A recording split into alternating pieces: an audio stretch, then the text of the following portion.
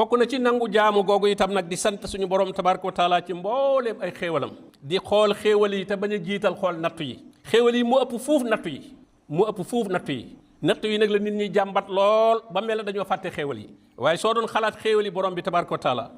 boo seetee boo feebaree waaye ñaata at nga toog wala ay weer yoo feebarut bu la dara yàqoo ci sa alal ñaata weer nga toog yu dara yàquwul ci sa alal da doon dolle ko sax te waxoo ca dara moo tax borom bi ne woon wa xalilun min ibadiya shakur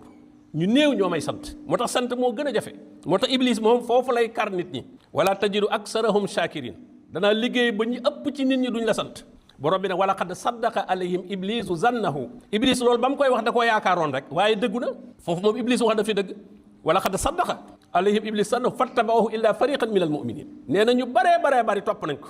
ci ñàkk a sant googu wa xalilun min ibadiya shakur ñu néew a néew ñoo may sant borom bi ku doon fàttali ko ay xéewalam daanaka da nga rus a jàmbat naa koy misaal ne boo demoon ci kër nit mu lay ganale nga nekk fa suba ba ngoon ñam mu nekk mu andi ko teraanga ju ne mu andi ko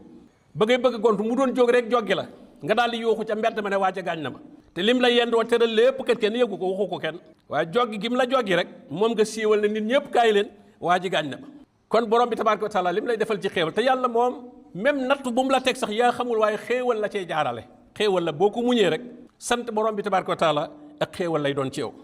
ndax borom bi ne maa yaf'alullaahu bi azabikum yàlla lu muy doyee mbugal leen in shakartum wa amantum yàlla dafay nekk ne il faut ma mbugal ay nit mel ne mbugal gi moom da koo yittewoo maa yaf'alullaahu bi azabikum yàlla doyewul mbugal leen dara yéen ñëpp in shakartum gis nga in shakartum la waxoon bu ngeen santoon wa amantum te ngeen gëm